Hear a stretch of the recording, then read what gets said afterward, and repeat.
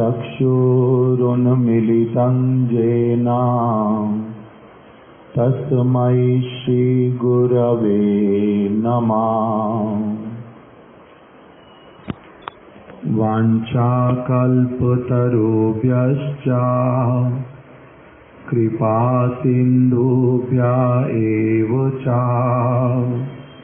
पतितानां पावनेभ्यो वैष्णवेभ्यो नमो नमः।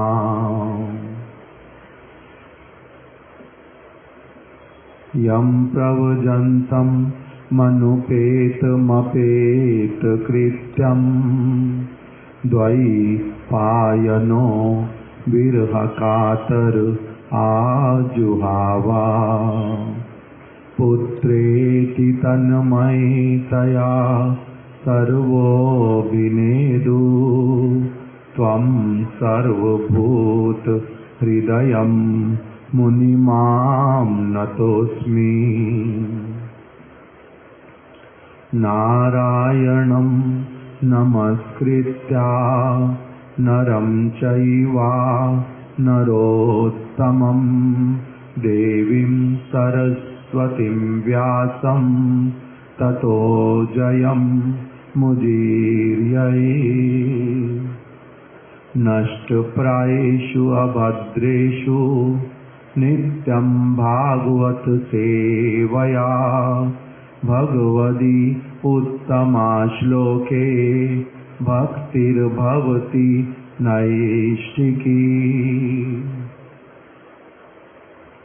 तमादिदेवं करुणानिदानं तमालवर्णं सुहृदावतारम् अपार संसार समुद्रसेतुं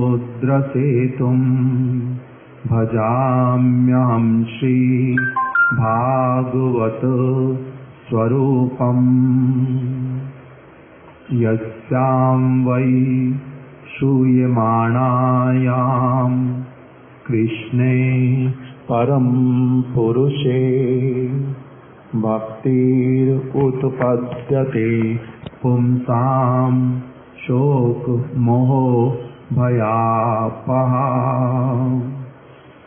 भागवत जेनामाने ते यवनसाम जन्मे जन्मे तार शास्ता हन प्रभुयाम। ऐसे वाले और प्यार बताओ तो। चैतन्य भागवत में से बहुत सारे हैं।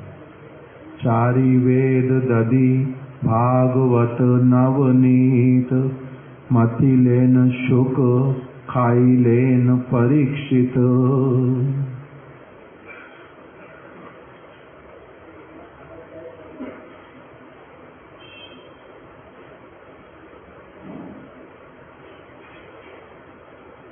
श्री कृष्ण चैतन्य प्रभु नित्यानंदा श्री अद्वैत गदाधर श्रीवासादि गौर भक्त वृंद। हरे कृष्णा कृष्णा कृष्णा हरे हरे, हरे राम राम राम हरे हरे।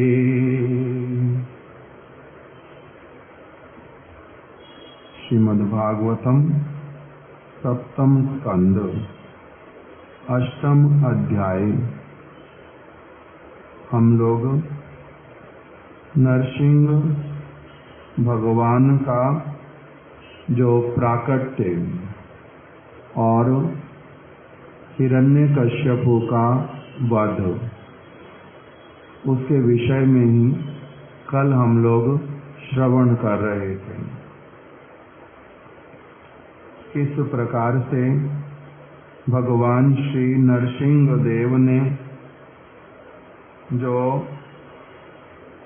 हिरण्यकश्यपु उसका वध किया और उसके बाद में हिरण्यकश्यपु के जो अनुचर वर्ग, उन्होंने भी नरसिंह भगवान के साथ युद्ध करने का इच्छा किया।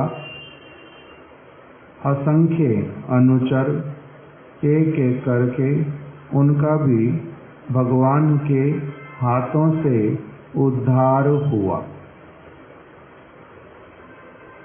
उन्होंने उद्धार प्राप्त किया। यहाँ तक हम लोगों ने श्रवण किया था। सठावधूता जलदा परापतन ग्राहाश्चा तद्दृष्टि विमुष्टरोचिषा अम्बोदया श्वासहता विचुक्षुभुर निर्ह्लाद भीता दिगिभा विचुक्रोशु। भगवान नरसिंहेर जटा द्वारा मेघ सकल कंपित और विशीर्ण होइयाछिलो। ताहार दृष्टिते ग्रह गणेर ज्योति निष्प्रभ होइयाछिलो। ताहार निश्वासे आहत होइया समुद्र सकल क्षुब्ध होइयाछिलो। ताहार ए प्रकार भयंकर शब्दे भीत होइया दिग हस्ती सकल आर्तनाद करियाछिलो।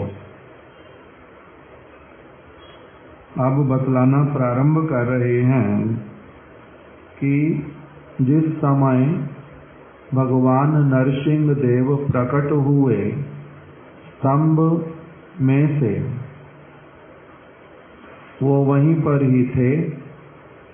प्रहलाद महाराज जी उनको वहीं पर देख रहे थे, दर्शन कर रहे थे। केवल स्तंभ में ही दर्शन कर रहे थे ये भी बात नहीं है, सर्वत्र ही उनके दर्शन कर रहे थे। किंतु भगवान प्रहलाद जी की बात के ऊपर हिरण्यकश्यपु और उसके अनुचर जो हैं वो विश्वास स्थापित नहीं कर पा रहे थे। किस लिए? क्योंकि उनके हृदय में प्रेम नहीं है। वो भगवान को स्वीकार ही नहीं करते। उनके हृदय में कोई भगवान की सेवा करने की भावना नहीं है। उनका ऐसा वाला दुर्भाग्य कि उनको साधुओं ने अपना संग देना बंद कर दिया था। उनकी दुष्क्रिया के कारण, इसीलिए उनका माया के चंगुल में पड़ना हुआ, आसुरिक वृत्ति हो गई, भगवान के अस्तित्व को नकारने लगे, स्व अपनी इंद्रियों का ही सब समय, अपने शरीर का ही, इंद्रिय सुख का ही केवल वो विचार करते थे। उनके हृदय में काम क्रोध इत्यादि भरता जा रहा था। तो कैसे संभव था उनका भगवान की ओर देखना? वो तो दिन प्रतिदिन भगवान की ओर से दूर होते जा रहे थे, विमुख होते जा रहे थे, अधिक से अधिक। इसलिए उनके लिए भगवान को देखना संभवपर ही नहीं है। यहाँ पर जो दूरी वो कैसी वाली होती है, और भगवान की भक्तों के साथ में जो बहुत अधिक निकटता वो कैसे वाली होती है। स्तंभ तो वहीं पर ही है, जहाँ पर प्रहलाद भी हैं, जहाँ पर हिरण्यकश्यपु भी है। प्रहलाद को भगवान दिखाई दे रहे अति निकट में हैं, हिरण्यकश्यपु को दिखलाई नहीं दे रहे, उसके लिए बहुत दूर है। वो जो दूरी और वो जो निकटता, वो केवल इस शरीर धर्म का भाग नहीं है, वो भागवत की भाषा में उसको बोलते हैं तृतीय मान का वस्तु। ये वाला शब्द सुना हो तो, तृतीय मान का वस्तु, चतुर्थ मान का वस्तु। इसको जैसे भगवान जो हैं वो तृतीय मान की वस्तु हैं, इस प्रकार का एक शब्द भागवत में आता है। प्रभुपाद जी उसको व्यवहार करते हैं। यहाँ पर हम लोग जो नाप लेते चीजों को, वो कैसे नापते हैं? मोटाई, गहराई, चौड़ाई, लंबाई, ऊंचाई, इन सारी वस्तुओं से इसको देखा जाता है। किंतु भगवान इस सब प्रकार की सीमाओं से परे हैं। वो जो जो सारा माप इस जगत के दृष्टिकोण से हो सकता है, वो उसमें सबसे छोटे भी बन सकते, जिससे उनको मापा नहीं जा सकता, माप के अंतर्गत आते नहीं। और फिर सबसे ऊंचा जहां तक मापा जा सकता, वो उससे भी बहुत ऊपर है, इसलिए उनको बोलते हैं तृतीय मान के परे की वस्तु। इस प्रकार का एक शब्द आता है।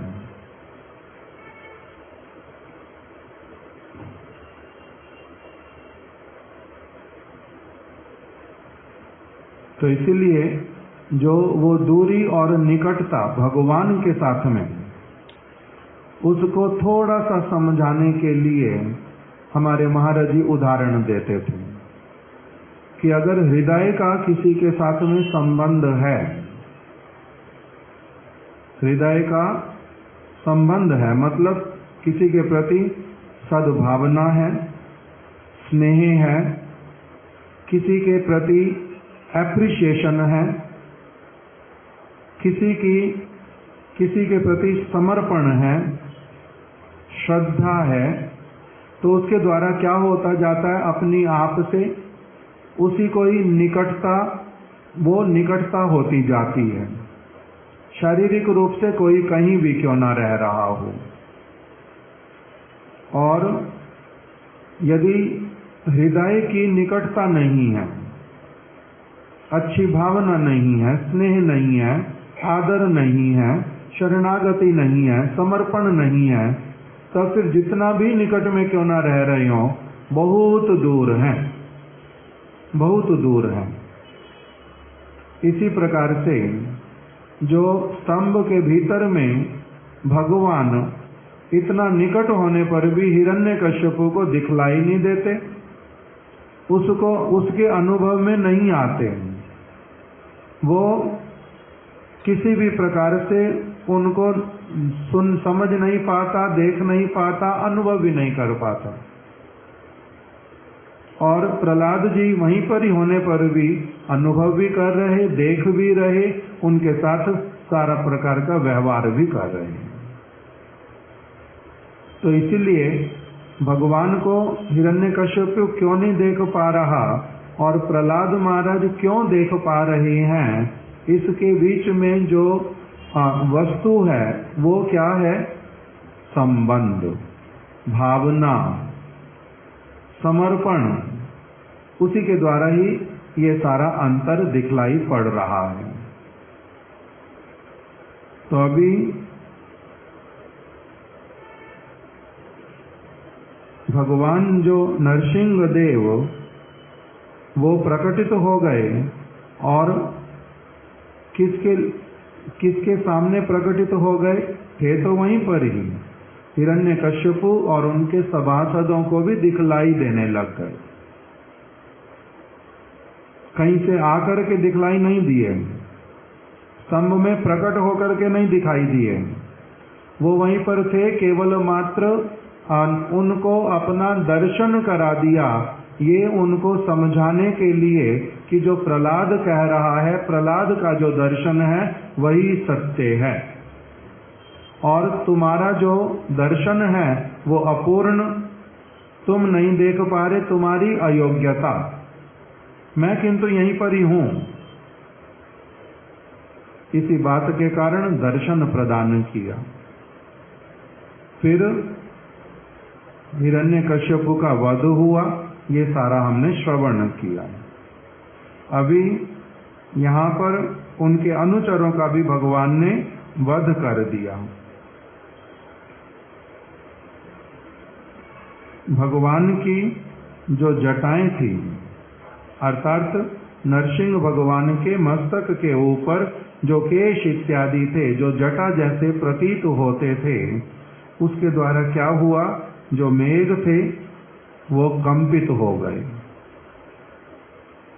मेघों को नीचे से अथवा ऊपर से, वो बीच में रहते हैं आकाश में, मेघों के ऊपर अथवा नीचे से कोई भी कुछ अधिक वायु वाला जो वेग अगर उनको प्रतीत होता है तो उसके द्वारा उनका मेघों का इधर उधर छटना प्रारंभ होता है और बीच बीच में वो फट जाते हैं। तो उसी प्रकार से भगवान नरसिंह देव, उनकी जो जटाएं, उसके द्वारा मेघ भी कांप उठे थे, अर्थात छोटा स्वरूप धारण नहीं किया था उन्होंने, बहुत बड़ा स्वरूप था। इसीलिए आकाश में उनकी जटाएं जो हैं, उन्होंने मेघों को क्या कर दिया, मेघों को इधर से उधर कर दिया। ताहार दृष्टिते ग्रह गणेर ज्योति निष्प्रभ होइया छिलो। उनकी दृष्टि से उनके नेत्रों का तेज जो है, उन्होंने जब देखा सब और, तो जो नक्षत्र इत्यादि थे, ग्रह थे, ग्रहों का अपना एक क्या है, उनमें तेज है, ग्रहों का तेज होता है। ग्रह किस रूप में हमें दिखाई देते हैं?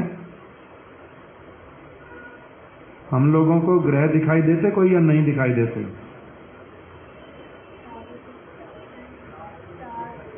टेलीस्कोप से ऐसे हम लोगों को ग्रह दिखाई देते हैं ना, नहीं दिखाई देते? दिखाई देते हैं, तारे इत्यादि के रूप में, और उल्का पिंड इत्यादि के रूप में, अलग अलग ये हम लोगों को जो दिखाई देते सारे, भगवान के तेज के सामने, नेत्रों से निकलने वाले प्रकाश के सामने, वो सब एकदम से कैसे हो गए? निष्प्रभ, उनका कोई भी अस्तित्व भी नहीं प्रतीत होता था। और भगवान के निश्वास से, अर्थात इतना उनका क्रोध है हृदय के भीतर में, जैसे कोई एक बच्चा घर में ही दूसरे बच्चे को बहुत बुरी तरह से वो उसको पीट दे, उसका कुछ बड़ा अनिष्ट कर दे, उस समय जैसे माता को अथवा पिता को जैसे क्रोध होता है दुष्ट बालक के ऊपर, उसी प्रकार से नरसिंह भगवान का जो इनके प्रति क्रोध, उसके कारण ही क्या हुआ, श्वास भी फिर सारा ऐसा वाला निकला जिसके द्वारा समुद्र जो हैं उनमें भी उनकी तरंगें जो हैं वो बहुत ऊपर नीचे होने लगी, वो भी क्षुब्ध हो गया। और भगवान के मुख से निकलने वाले शब्द के द्वारा जंगल में जितने समस्त हाथी थे, झुंड के झुंड, सारे हाथी जो थे वो आर्तनाद करने लगे, रोने लगे। जैसे पक्षी शांत बैठे हुए हैं किसी स्थान पर, आप छोटा सा एक पटाखा जला दो, तो एकदम से सारे पक्षी क्या करते हैं, शब्द करते करते उड़ते हैं। ऐसे नहीं उड़ते, शब्द करते करते एकदम से उड़ते हैं, चैं चैं चैं चैं करते हुए। क्यों? भयभीत होके क्या होता है, अपने आप से शब्द निकलता है मुख से। तो नरसिंह भगवान के जो मुख से निकलने वाले क्रोधपूर्ण जो शब्द ध्वनि, उसको सुन करके जंगल में दूर दूर तक जो हाथी थे सारे, वो आर्तनाद करने लगे, भय के कारण कंपित हो उठे।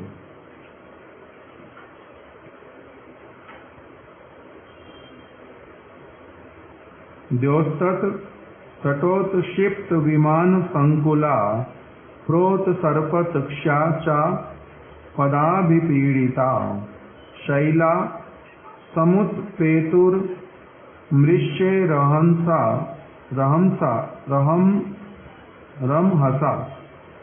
तत्तेजसा खंग ककुभो न रेजिरे। भगवान नरसिंह की जटा समूह से ऊर्ध्वक्षिप्त विमान व्याप्त स्वर्ग एवं पाद ताड़िता पृथ्वी ताहार वेग वशता स्वस्थान होइते विचलित होइया छिलो, पर्वत उत्पतित एवं ताहार तेजे आकाश ओ दिक सकल दीप्ति रहित होइया छिलो। भगवान नरसिंह देव के जटाओं के द्वारा जो स्वर्ग में विमान इत्यादि थे और स्वर्ग का सारा स्थान वो भी अपने आप से कांप उठा, और जो पृथ्वी वो अपने स्थान से इधर से उधर हो गई। भगवान के चरण कमलों के भार से पृथ्वी भी जो है वो इधर से उधर हिल गई पूरी तरह से। पर्वत जो हैं वो कुछ कुछ पर्वत तो पूरी तरह से जड़ के द्वारा उखड़ करके गिर पड़े, चूर्ण विचूर्ण हो गए, और भगवान के तेज से आकाश और सारी दिशाएं जो हैं वो दीप्ति रहित हो गई, अर्थात अंधकार ही छा गया सभी स्थानों पर।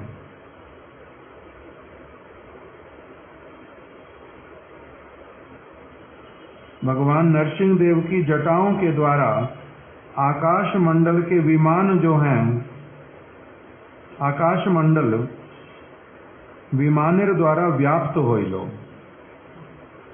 इसका अर्थ कुछ और जा रहा है।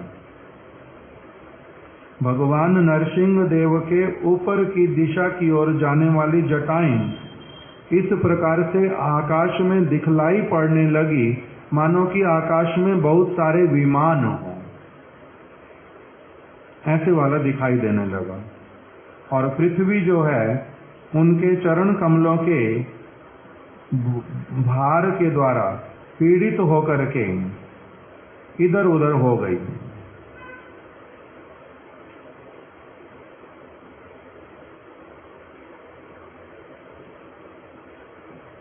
तथा सभायामुपविष्ट मुत्तमे निपासनेन संभूत तेजसं विभुम अलक्षित द्वैरथमस्यामर्षणं प्रचंड वक्त्रम न बबाज कश्चन।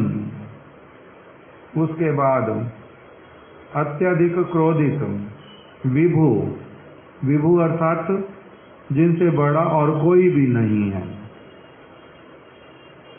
और प्रतिद्वंद्वीहीन, जिनका प्रतिद्वंद्वी कोई नहीं है, भगवान के विषय में बोल रहे हैं। ऐसे वाले भगवान नरसिंह जो उस समय कैसे हैं, अत्यधिक क्रोध में हैं।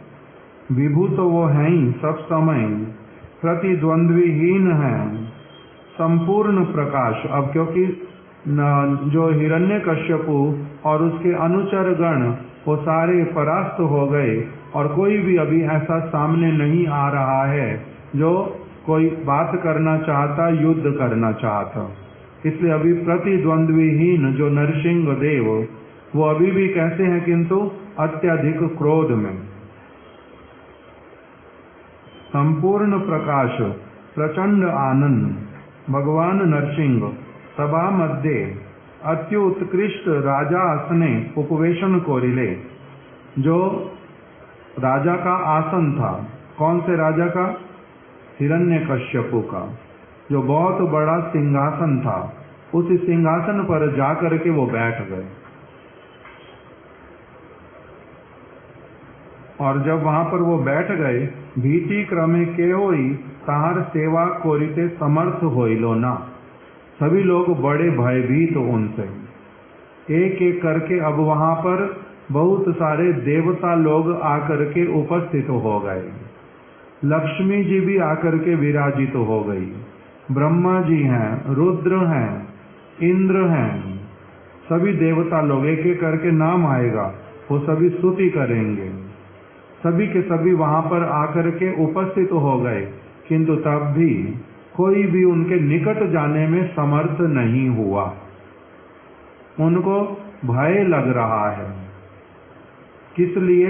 नरसिंह देव का कुपित मुख देख करके, उनकी जटाओं को आकाश में फैले हुए देख करके, उनके नेत्रों से ऐसा एक ज्योति जो सारे ग्रहों को पूरी तरह से निष्प्रभ कर रहा है, ऐसे वाला जो नरसिंह भगवान का स्वरूप, उसको देख करके भयभीत होने के कारण कोई भी व्यक्ति उनके निकट आकर के कुछ भी करने में समर्थ नहीं हुआ। कुछ भी करने में भयभीत हैं सारे। राजा के सिंहासन पर क्यों बैठे नरसिंह भगवान? इसका भी टीका के अंतर्गत उत्तर दिया है कि जैसे राजनीति के अंतर्गत एक नियम है कि यदि एक राजा को पराजित कर दिया जाता है, तो जो व्यक्ति पराजित करता है वो उसके सिंहासन के ऊपर बैठने का अधिकारी होता है। वो अपना बल प्रकाशित करता है कि आज से ये सिंहासन मेरा, पूरा राज्य मेरा, प्रजा सभी मेरे आदेश के अनुसार चलेगी। किसी को भी यदि विरोध करना, आकर के मेरे सामने उपस्थित हो जाए। तो इस भावना से भगवान नरसिंह देव हिरण्यकश्यप के सिंहासन पर पहले स्वयं ही बैठ गए, विराजित हो गए वहां पर। दूसरा क्या बतलाया कि ये जो हिरण्यकश्यप, ये उनका अपना ही भक्त, और उन्हीं के इच्छा से ही इस प्रकार की वृत्ति को प्राप्त उसने किया था। इसलिए अपने भक्त के सिंहासन के ऊपर बड़े आनंदित होकर के प्रभु वास करते हैं, बैठते हैं, उसमें कोई संकोच नहीं करते। इसीलिए भी वो उनके सिंहासन के ऊपर विराजित हो गए। निपासने उपविष्टन विष्टम हिरण्यकश्यपु के उसी राज सिंहासन पर उपविष्ट हो गए श्री नरसिंह देव। कोई किंतु आगे आया नहीं सेवा करने के लिए। जिनको उन्होंने पराजित किया, तिन्हीं ताहार अधिकार ग्रहण करें। जो पराजित करता है वही फिर क्या करता है? सिंहासन पर बैठ जाता है। इसी राजनीति को प्रदर्शन करने के निमित्त ही नरसिंह देव हिरण्यकश्यपु को पराजित करके उसके सिंहासन पर अधिकार करके बैठ गए। दूसरा, अथवा निज भृत्ते शापग्रस्त होइले। शापग्रस्त होने पर भी हिरण्यकश्यपु जो है वो था कौन? उनका अपना ही दास। ताते स्वाभिमान कि ये तो मेरा अपना ही है, इसकी सारी वस्तुएं मेरी हैं। यही व्यक्ति हमारा भृत्य, ये मेरा भृत्य है, ऐसे वाली हृदय में भावना है। स्वाभिमान त्यागेर अभाव व्यंजित होइलो, ये सब कुछ मेरा ही है। जिन्हीं ऋषि गणेर द्वारा वो सादरे समर्पित मंत्रपूत आसन आदि उपहार समूह साक्षात अंगीकार करें ना। कह रहे भगवान कैसे वाले हैं? ऐसे तो ऋषि लोग जो पवित्र जीवन यापन करते हैं, जो वेदों की वाणियों के अनुसार जीवन अपना यापन करते हैं, पवित्र जीवन। किसी प्रकार की हिंसा नहीं करते, सबके मंगल की ही चेष्टा कामना करते हैं और भगवान के प्रति अच्छी भावनाएं रखते हैं। उनसे पूरी तरह से समाधि के माध्यम से, अपने साधन के माध्यम से उनके साथ में संबंध युक्त होना चाहते हैं। विषयों की कोई भी वस्तु नहीं करते। ऐसे ऋषिगण भी जब सारा कुछ बहुत पवित्र एकत्रित करके, स्थान को पवित्र करके, सुंदर सिंहासन दे करके, पुष्प इत्यादि सुगंधित वस्तुओं से उसको सुसज्जित करके, मंत्रों के माध्यम से भगवान को जब पुकारते हैं, तब भी भगवान कभी आकर के ऐसे व्यक्तियों के सिंहासन पर भी बैठते नहीं हैं। किसके सिंहासन पर बैठते हैं भगवान? जहां पर उनका भक्त रहता है, जहां उनके भक्त सेवामय वृत्ति के द्वारा उनका आह्वान करते हैं। तो आह्वान नहीं करने पर भी भगवान अपनी आप से आके बैठ जाते हैं। सबके सिंहासन को देने पर भी स्वीकार नहीं करते। जैसे भोजन का हम लोगों को पता है, दुर्योधन ने 56 भोग निवेदन कर दिए, सुंदर सुंदर उत्कृष्ट पकवान बनवाए, पात्र बड़े सुंदर, दिखने में सारा कुछ बहुत अच्छा, किंतु तब भी कृष्ण ने स्वीकार किया नहीं, उसके कहने पर भी नहीं किया। उसने बहुत कहा थोड़ा सा कुछ ले लो, तब भी लिया नहीं। वहां कारण भी बतलाए कि किसका किसका वस्तु लिया जा सकता है और किसका किसका नहीं लिया जा सकता। भगवान तो अभावग्रस्त व्यक्ति नहीं है। इसलिए हमारे श्रील त्रिविक्रम गोस्वामी महाराज जी, एक उनका कथा है, उसमें वो बोल रहे हैं Krishna is hungry for love. Krishna जो हैं वो प्रेम के भूखे हैं, उनके पास और किसी चीज का अभाव नहीं है। वो इच्छा करने से ही सब कुछ अपने आप प्रकटित हो जाता है। हम उनको क्या दे सकते हैं? हम उनको दे कुछ भी नहीं सकते, किंतु वो जिसकी भी जो भी चीज लेते हैं वो केवल किस लिए लेते हैं? उस व्यक्ति के हृदय में प्रेम को देख करके। प्रेम यदि है, प्रेम नहीं वो भक्त हृदयम, भक्त के हृदय में प्रेम को देख करके ही वो लेते हैं। और कोई कोई भक्त ऐसा होता है दिया भी नहीं, अपनी आप से छीन करके भी लेते हैं। विदुरानी ने केला खिलाया नहीं था, विदुरानी ने इच्छा भी नहीं की थी, वो तो बावरी जैसी हो गई थी देखने से ही कृष्ण को।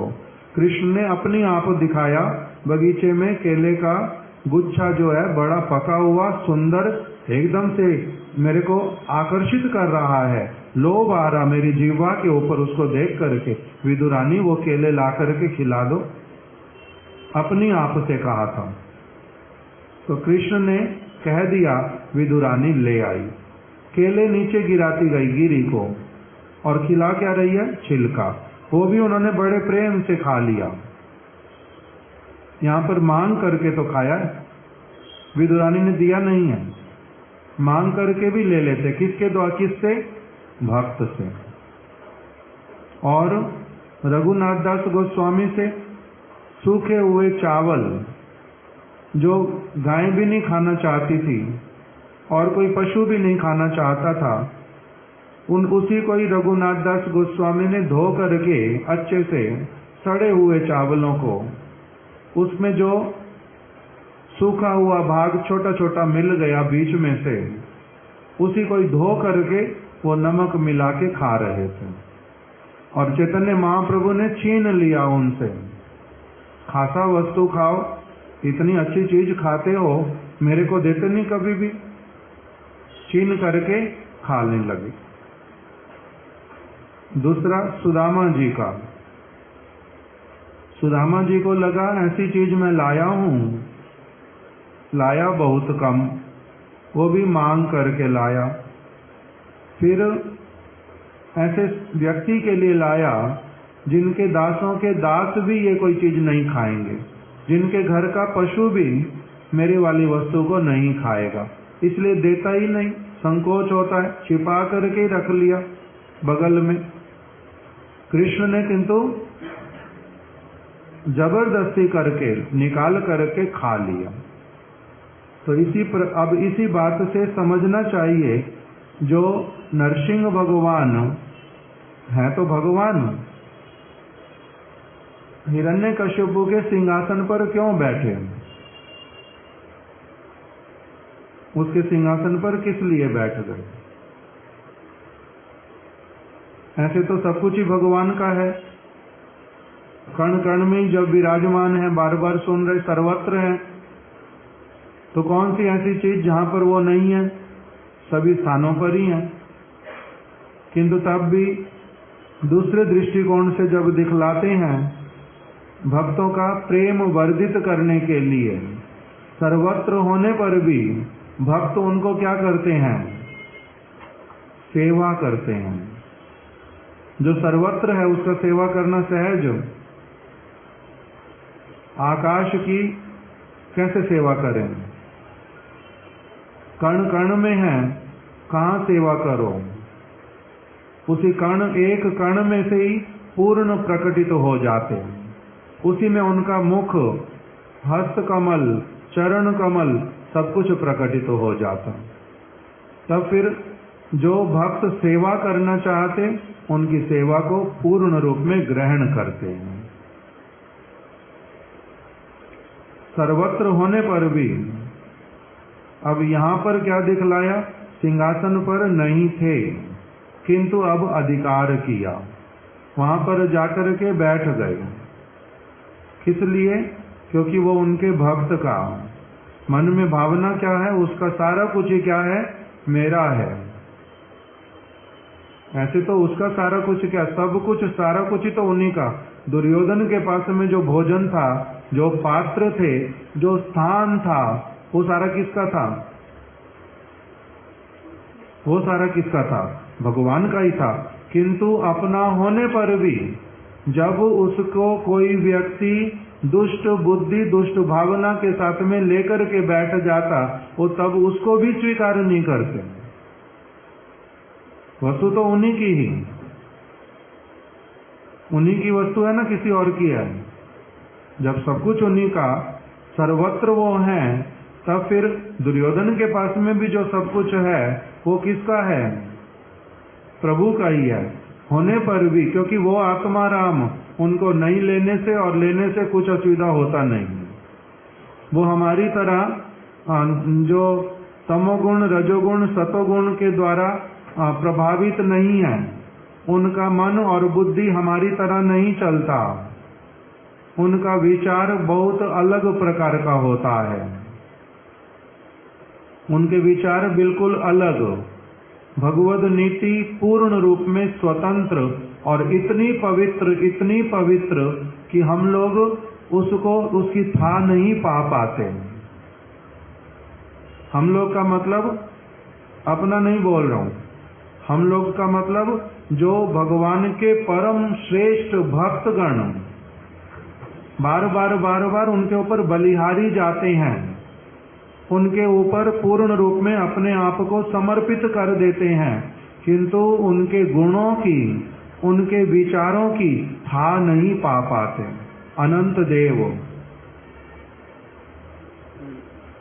व्यास मुनि, श्री सुखदेव गोस्वामी, नारद ऋषि, वो भी जब उनकी नीतियों को देखते हैं कि किस प्रकार के विचार के अनुरूप ये सारा कुछ करते हैं, वो भी अत्यधिक आश्चर्यचकित सब समय के लिए रहते हैं कि प्रभु हैं तो हैं कैसे?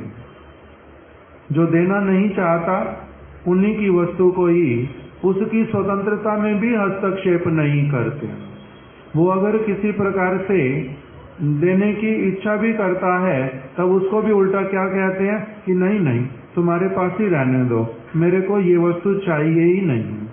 कोई व्यक्ति जब तक परम प्रसन्न हो करके उन्हीं की सारी वस्तु है, उन्हीं के लिए है, जब तक इस विचार के साथ में, इस भावना के साथ में उन्नत नहीं हो जाता, तब तक प्रभु किसी का कुछ नहीं लेते। आवश्यकता ही नहीं है। इतना भंडार है, इतना भंडार है, जिसने जितना लेना ले लो, उनका सब समय तब भी अक्षुण्ण रहता है और अधिक से अधिक सब कुछ वर्धित होता है। उनका किसी भी चीज में कोई कमी ही पड़ता नहीं है। ओम पूर्णामिदम, और आगे क्या है? पूर्णामिदम पूर्णम अभिगच्छते। पूर्ण में से पूर्ण चला जाए, पूर्ण में से पूर्ण चला जाए, तब भी वो पूर्ण रहते हैं। उनका सारा कुछ सारे ले लो, उनके पास तब भी कितना रहता है? पूर्ण रहता है, क्योंकि लेने वाले का सामर्थ्य ही नहीं है। कितना ले लेगा? समुद्र में से जिसने जितना जल लेना, पृथ्वी के सारे लोग मिल करके, पृथ्वी के सारे लोग मिल करके भी अगर उसका जल जितना उठा सकते, उठा के जहां ले जाना ले जाओ, किंतु समुद्र को कुछ नहीं होता, कुछ नहीं होता। ऐसे वाली पूर्ण वस्तु भगवान। तो इसलिए यहाँ पर बोल रहे हैं कि जो ऋषिगण, जिनके कुछ अनर्थ रह जाते, जिनका कुछ कसाय रह जाता, जिनमें कुछ अहम भाव रह जाता, जिनका अभी चित्त पूर्ण रूप में शुद्ध नहीं होता, वो लोग भी यदि आसन इत्यादि देते हैं, पवित्र करके सारा कुछ मंत्रों के द्वारा, उनके सिंहासन पर भी प्रभु कभी नहीं पधारते। किंतु हिरण्यकश्यपु के सिंहासन के ऊपर बैठ गए, यही अपने आप में क्या प्रमाणित करता है कि ये उनके परिकर और केवल लीला के लिए ही ये सब कुछ केवल दिखलाई दिया। अब जब लीला के लिए दिखलाया, उसमें क्रूरता ये समझ आती है क्या होती है। जैसे फिल्म कोई देखने के लिए गए, उसमें विलेन को जो एक्टर हीरो, उसने बड़ी अच्छी तरह से, बहुत बुरी तरह से उसको मार डाला, बुरी तरह से मार डाला, और अत्यंत क्रोधित दिखाई दे रहा है। तो इसके द्वारा जिसका वध किया, उसके प्रति क्रूरता हुआ या नहीं हुआ? जो लीला में दिखाई दे रहा है, जो प्ले में दिखाई दे रहा है, मूवी में जो दिखाई दे रहा है, जिसको मारा गया वो मर गया तो ना? नहीं मरा, मर गया, केवल स्क्रीन पे मरा है, ऐसे नहीं मरा है। उसके ऊपर अत्याचार हुआ तो बहुत अधिक, अथवा उसने अत्याचार किया तो नहीं, कुछ नहीं हुआ था। केवल जो देखने वाले लोग, उनको एक संवाद दिया जा रहा है, एक मैसेज दिया जा रहा है, संदेश, कि अगर इस प्रकार का कोई भी कार्य, कोई भी व्यक्ति करने की इच्छा करता है, उसकी गति क्या होती है, माया उसको कैसे कष्ट देती है, वो कभी भी अपने अमरत्व प्राप्त करने में इस जगत में सफल नहीं हो पाता। ये सारा जो कुछ सिखाना चाहते हैं, उसी को केवल देखना है, उसी को देखना है और किसी वस्तु को नहीं। अन्यथा भगवान की क्रूरता में और साधारण व्यक्ति की क्रूरता में फिर कुछ अंतर ही नहीं रह जाएगा। जो तामसिक क्रिया जगत के लोग करते, किसी का वध करके, किसी को अत्यधिक कष्ट पहुंचा करके, और भगवान की भी वही फिर तामसिक क्रिया ही बन जाएगी। किंतु भगवान स्वयं ही, उनका स्वरूपता ही वो क्या है? मायाधीश, शुद्ध सत्व में प्रतिष्ठित, वो ऐसा कोई कार्य कर ही नहीं सकते। तो जैसा भी हो, अभी यहाँ पर विषय क्या बतला रहे थे कि नरसिंह भगवान किसके सिंहासन पर बैठ गए? हिरण्यकश्यपु के। ये मेरा भक्त ये शापग्रस्त था, असुर भाव युक्त हो गया था, किंतु है तो मेरा भक्त ही। निज भक्त कर्तृक अदत्त होइल्यो, उसके द्वारा नहीं दिए जाने पर भी साक्षात रूप में उसने नहीं कहा मेरे सिंहासन पर बैठ जाओ, आओ प्रभु विराजित हो जाओ। अदत्त, बिना दिए भी, बिना कहे भी प्रभु भक्त की वस्तु को वो अपना ही समझते हैं। इसीलिए चैतन्य भागवत में बतला दिया, अभक्तेर द्रव्य प्रभु उलटी नाई चाहे, भक्तेर द्रव्य प्रभु काढ़ी काढ़ी खाए। भक्त की वस्तु को भगवान क्या करते हैं, अपनी आप से मांग करके, देने पर ले लेते, नहीं देने पर मांग लेते, मांगने पर नहीं मिलने पर छीन लेते। ये सारा कुछ किसके साथ कर लेते हैं, भक्त के साथ में। भक्तेर द्रव्य प्रभु, भक्त के द्रव्यों को, द्रव्य मतलब भक्त का जो कुछ है, जो कुछ भी है भक्त का, वो सब कुछ तो क्या कर लेते हैं, देने पर लेते हैं, नहीं देने पर मांग लेते, मांगने पर नहीं मिलने पर छीन लेते। और अभक्तेर द्रव्य प्रभु, अभक्त यदि कोई हो उसके देने पर लेते ही नहीं, मांगने की तो छीनने की तो बात ही कभी नहीं आती। उनसे मांगते भी नहीं, उनसे छीनते भी नहीं, उनके देने पर भी लेते नहीं। क्यों? क्योंकि उनके हृदय का भावना शुद्ध नहीं है, इसे नहीं लेते। यही कार्य गुरु वर्ग करते हैं, जो किस स्थिति वाले हैं, भगवान के जैसी शुद्ध सत्व वाली चित्त वृत्ति वाले। वो केवल मात्र भक्त की शुद्ध भावना के कारण ही उसकी वस्तु को लेते हैं, अन्यथा किसी की कोई वस्तु उनको आवश्यकता ही नहीं होती। गुरुदेव उदाहरण देते थे, सुखदेव गोस्वामी किसी की कोई भी वस्तु नहीं लेते, वस्त्र लेते नहीं, दिगंबर है। भोजन किसी से लेते नहीं, जल तक भी लेते नहीं, भूख और प्यास लगती ही नहीं। कुटिया कोई बना देगा, वो बैठ जाएंगे, रह जाएंगे, कुटिया आवश्यकता ही नहीं, उनको कुछ नहीं चाहिए, कुछ भी नहीं चाहिए। फिर उनको प्रसन्न कैसे करते हैं? तब गुरुदेव बोलते थे कि उनको यदि कोई देख करके, वो तो किसी की तरफ देखते भी नहीं, कोई आदर कर रहा तब भी देखते नहीं, कोई अनादर कर रहा तब भी देखते नहीं। क्यों?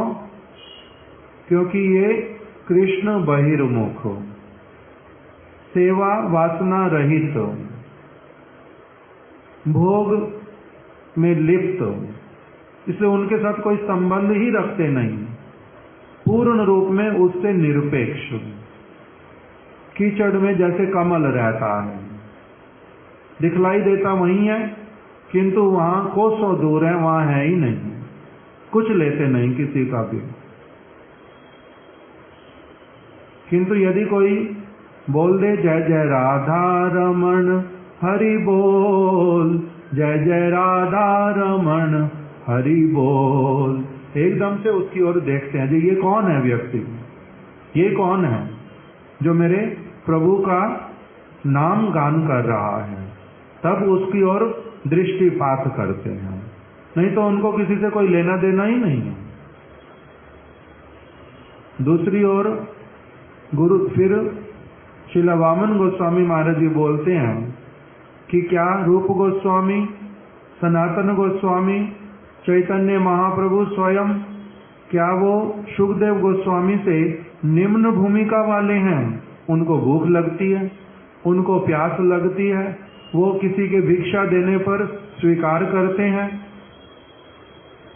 तो कहते नहीं, ये लोग सुखदेव गोस्वामी से कम भूमिका वाले नहीं हैं।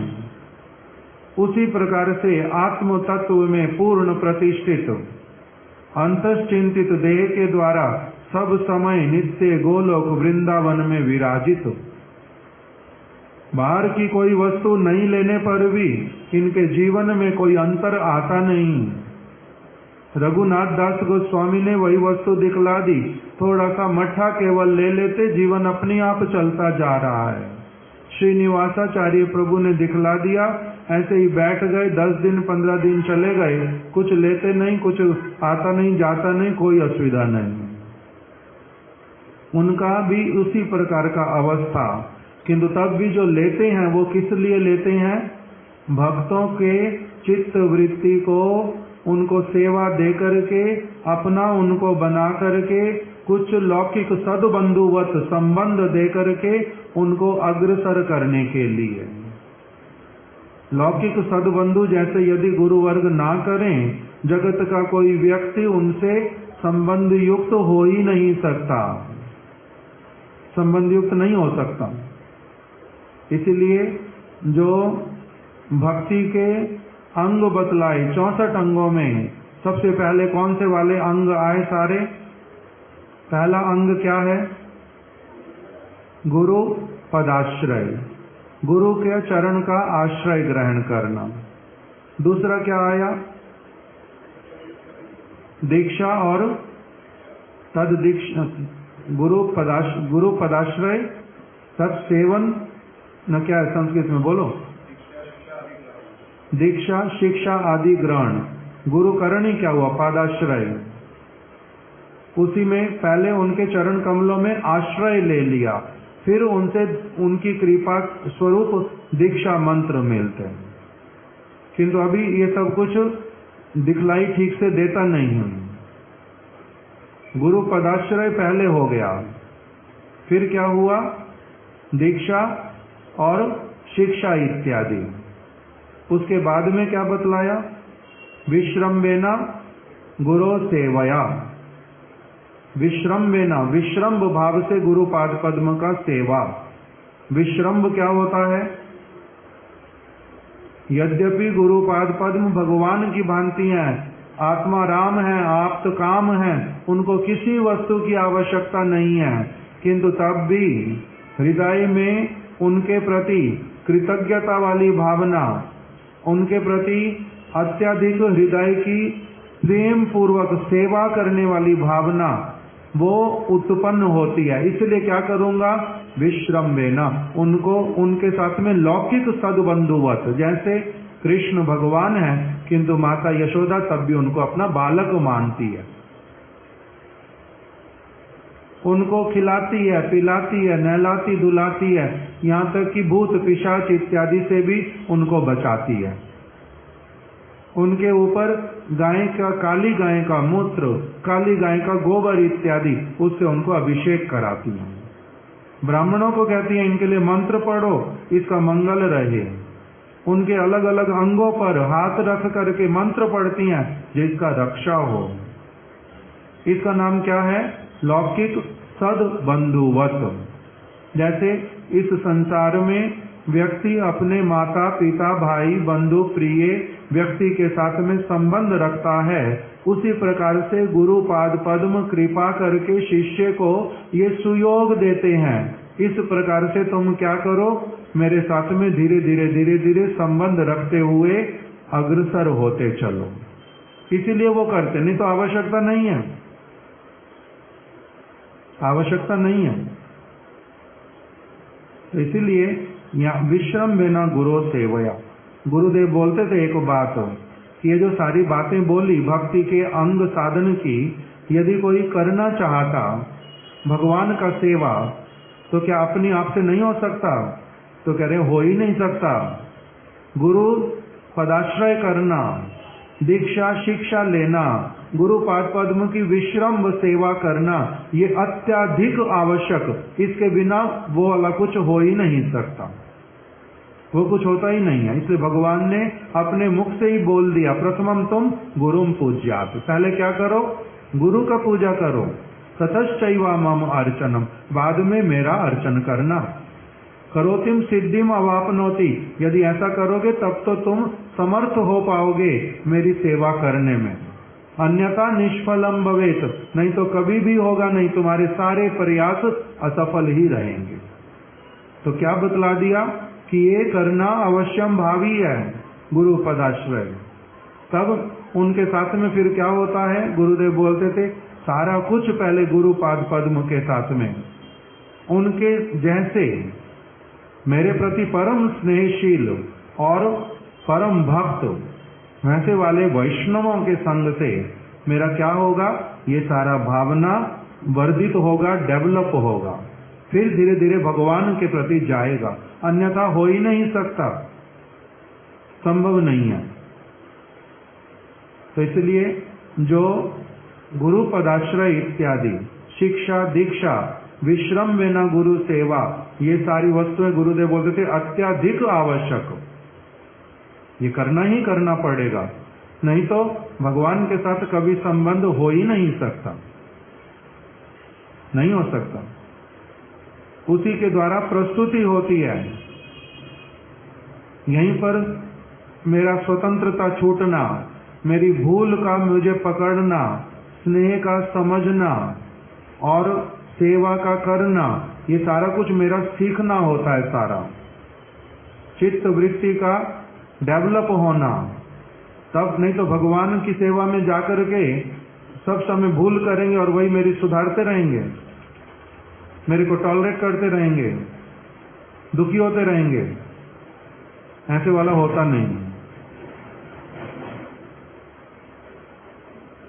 तो इसलिए कह रहे हैं कि ऋषिगण भी आदर के साथ में समर्पित करके मंत्रपूत करके आसन इत्यादि देने पर भी और उपहार समूह भी सारे उपस्थित कर देते हैं, केवल सिंहासन नहीं तैयार करते, स्थान को सजा देते, स्थान को शुद्ध कर देते, स्थान स्थान पर ठंडक की सारी वस्तुएं पुष्प इत्यादि लगा देते, आसन पर बैठा देंगे, आरती का सारा सामान प्रस्तुत रखते, भोजन का सारा कुछ प्रस्तुत है, सब कुछ करके रखने पर भी भगवान आते ही नहीं,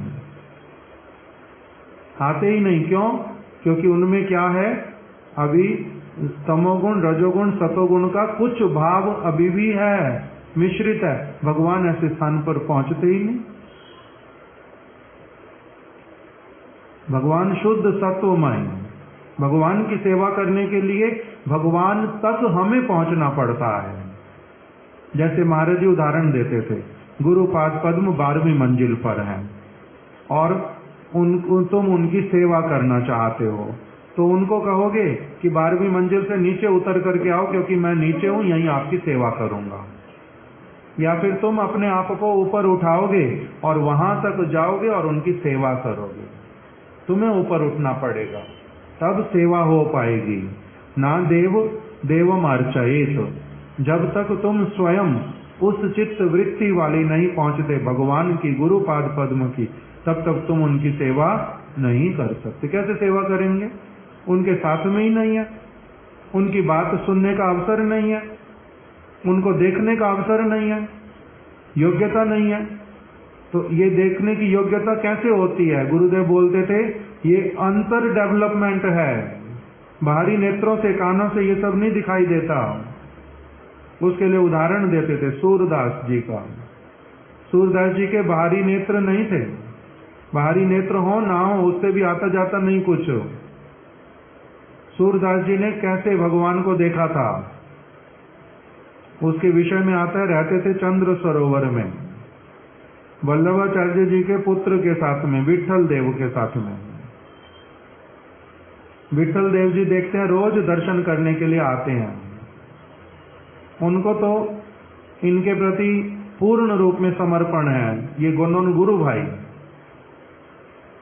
इनके प्रति बड़ा आदर है, किंतु उनके कुछ कुछ शिष्य लोग परस्पर में वार्तालाप करते हैं, ये तो जन्म से ही अंधे हैं, और फिर भी किंतु नित्य रूप का बड़ा सुंदर वर्णन करते हैं, ऐसे ऐसे पद लिखते हैं, ऐसे भगवान का वर्णन करते हैं कि जैसे साक्षात रूप में उनको देख रहे हो, उनके साथ में हो, किंतु इनकी तो आंखें ही नहीं है, किसी और से सुनते होंगे, उसी तरह से फिर लिखते होंगे, कल्पना करते होंगे मन के भीतर में।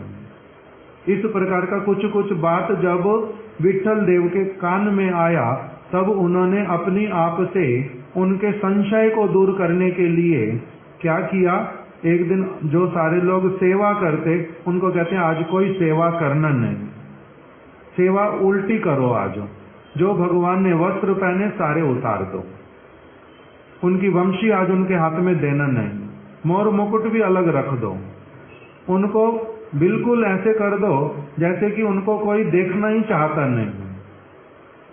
किसी ने वस्त्र दिए नहीं, कुछ नहीं दिया, सारा कुछ जो था उल्टा सारा वो भी हरण करके ले गए उनसे, कुछ नहीं उनके पास, वो उदास खड़े दुखी दुखी दिखाई दे, ऐसे वाला करो। और इधर ये आ गए सूरदास जी दर्शन करने के लिए। जब खड़े हुए दर्शन करने के लिए, तब विठल देव ने अपने सारे शिष्यों के सामने उनको कहा, जे आज तो रूप का उनके वर्णन कर दो। जैसे ही वर्णन करने के लिए कहा, साथ ही साथ में क्या कहने लगे, आज तो बड़ा ही विचित्र स्वरूप बनाया कृष्ण तुमने, एकदम से इतना सुंदर, आज तक मेरी दृष्टि में कभी एक भी अंग आपका इस प्रकार से नहीं आया था। आज तो बड़ा अद्भुत स्वरूप, बड़ी कृपा आपकी, ऊपर से नीचे तक सब कुछ दिखलाई देता। आज आपकी वंशी कहाँ गई, उसके बिना रह पा रहे हो थोड़ी देर भी, कोई समझने वाला नहीं है तुम्हारे को आज। उस प्रकार से पद गाने लगे। तो अभी विठल देव उस समय अपने आश्रित जनों को समझा रहे हैं कि भगवान को देखने के लिए ये नेत्र चाहिए ही नहीं होते। उनको जो नेत्र देख पाते हैं वो आत्म नेत्र हैं, आत्मा के अपने नेत्र हैं, अपने कान हैं, अपने हाथ हैं, उसी के द्वारा सारा कुछ होता है भगवान का। वो जिसका डेवलप हो जाता है उसको सब कुछ दिखलाई देता, भगवान उसी की वस्तु लेते, बाहरी द्रव्यों को भगवान लेते नहीं। बाहरी द्रव्यों का पवित्रता अपवित्रता द्वैते भद्रा भद्र ज्ञान एई भालो एई मंद सब मनेरो ब्रह्म। ये जगत तो द्वैत है, का यहाँ पर क्या पवित्रता, कहाँ पवित्र वस्तु मिलेगी, सब कुछ ही अपवित्र है। यहाँ पर कुछ पवित्र है ही नहीं। क्या देंगे उनको, क्या वो देने पर फिर उस अपवित्र वस्तुओं को ले लेंगे। इस जगत का सारा कुछ अपवित्र, पवित्र करने पर भी पवित्र होता नहीं। वो जो वस्तु लेते हैं वो उन द्रव्यों के भीतर में जो चित्त जगत वाली जो हृदय की भावनाएं, चिन्मय हमारी देह की जो इंद्रियों द्वारा दिया जाता, उसी को वो लेते हैं, नहीं तो नहीं लेते वो। इस प्रकार का, इसलिए गुरुदेव बोलते थे कि सूरदास जी का नेत्र नहीं है तो कोई असुविधा है, कोई असुविधा नहीं, उल्टा अच्छा है बहुत कई चीजों में उनके लिए। बिल्व मंगल ने तो अपनी आप आंखें निकाल ली थी। अपने गुरुदेव का जिस समय कान कम सुनाई देने लगा, मशीन लगानी पड़ी कुछ समय तक, 1 साल 2 साल, थोड़ा थोड़ा समय कभी कभी मशीन लगा लेते थे।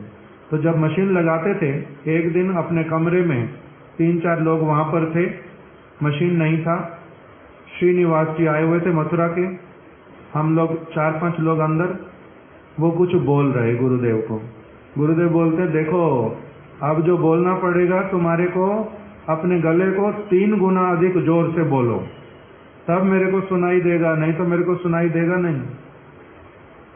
तब फिर कहने लगे, अब मैं किंतु कम सुनता हूँ, बहुत सारी चीजें नहीं सुनता हूँ, मैं प्रसन्न हूँ बहुत, अच्छा है, बहुत सारी बातें किसी की भी कान में पड़ती ही नहीं, हम अपना चलते जाते, जिसको जो बोलना बोलते रहो, हमारे को सुनाई देता नहीं, बहुत अच्छा हो गया। भगवान ने इतना अच्छा व्यवस्था कर दिया कि सब समय केवल उन्हीं की बात सुनूं, उन्हीं की बात बोलूं, जो अपने हृदय से ही बोलता रहता हूं, और जो मेरे गुरुदेव मेरे को सुनाते रहते हैं, उसी को ही सुनता हूं, उसी को ही बोलता हूं, उसके द्वारा बड़ा प्रसन्न हूं, बाहर का कुछ सुनना ही नहीं पड़ता।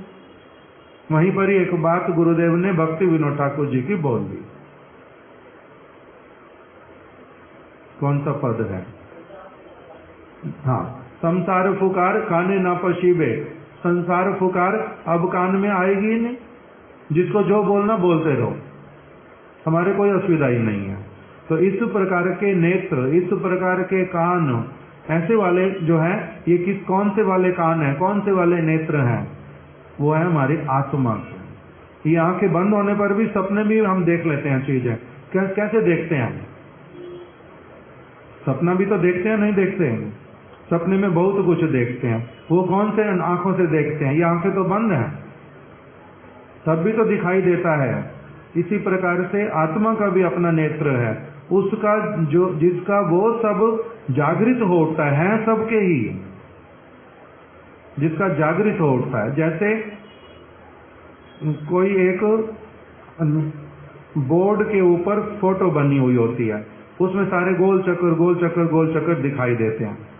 बाद में उसको फिर एक व्यक्ति आपके हाथ में दे के बोलता है इसको ध्यान से देखो, इसको देखते रहो 1 मिनट, देखते अब देखो इसमें कृष्ण दिखाई दे रहे हैं। उसी में फिर पूरा चित्र जो है वो उभर करके आ जाता है, आंखों के सामने पूरा कृष्ण ही दिखाई देते हैं। देखा होता ऐसे वाला, किसी के पास में शिव जी का होता, किसी के पास में माता का होता, ऐसे करके वो चित्रकारी में भी ऐसा बना देते हैं। पहले देखने में क्या लगेगा, कुछ नहीं है, वो केवल गोल चक्कर है, सारे कलरफुल। ध्यान से देखो सब दिखाई देता है। तो उसी प्रकार से भगवान सर्वत्र हैं, किंतु दिखाई कब देते? भगवान सबकी सब चीज को लेते हैं, किंतु ग्रहण करते हुए दिखाई कब देते? जब मेरा उनके प्रति जो शुद्ध भावना उदित होकर के उस स्तर तक पहुंचता है जिसमें वो सारी वस्तुएं ग्रहण करते हैं, वो दिखाई देता है, नहीं तो दिखाई नहीं देता। तो जैसा भी हो, तो भगवान ने क्या किया, इनके आसन को नहीं देने पर भी, इन्होंने दिया नहीं था हिरण्यकश्यपु ने, अपवित्र नहीं था, पवित्र आसन था। वो असुर नहीं थे, वो उनके भक्त थे। उन्होंने नहीं भी कहा तो भी क्या हुआ, ये उसको अपना मानते हैं, इसीलिए उसके सिंहासन पर भगवान अपने आप से बैठ गए। कह रहे हैं इसके द्वारा भगवान ने एक वस्तु और स्थापित की, कहाँ से? स्वभक्त सौभाग्य सकल लोक के दिखाइलन, कि मेरा भक्त बड़ा सौभाग्यशाली होता है, उसके द्वारा उसकी वस्तु नहीं दिए जाने पर भी मैं अपनी आप ले लेता हूँ। जिसकी वस्तु को भगवान ले लेते हैं उसी को क्या कहते हैं? परम सौभाग्यवान। बहुतों की वस्तु को लेते ही नहीं है, देने पर भी नहीं लेते। सौभाग्यवान जिसको बना देते उसका कुछ जो उसकी जो चित्त की अवस्था वो कुछ अलग होती है, इसलिए उसी को सौभाग्यवान बनाते हैं।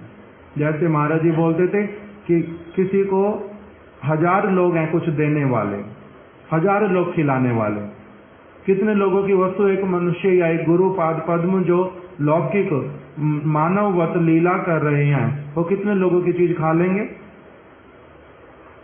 कितने लोगों की वस्तु ले लेंगे? जिसकी ले लेंगे वही क्या होगा? परम सौभाग्यवान। सौभाग्यवान सारे अच्छी भावना से ही लाए हैं, किसी की खराब भावना नहीं है। हृदय से गुरु ने भी, भगवान ने भी सबकी चीज को ले भी लिया मान लो, किंतु जिसकी फिर भी साक्षात रूप से लिया उसका कुछ और होगा या नहीं? उसका और प्रकार का सौभाग्य।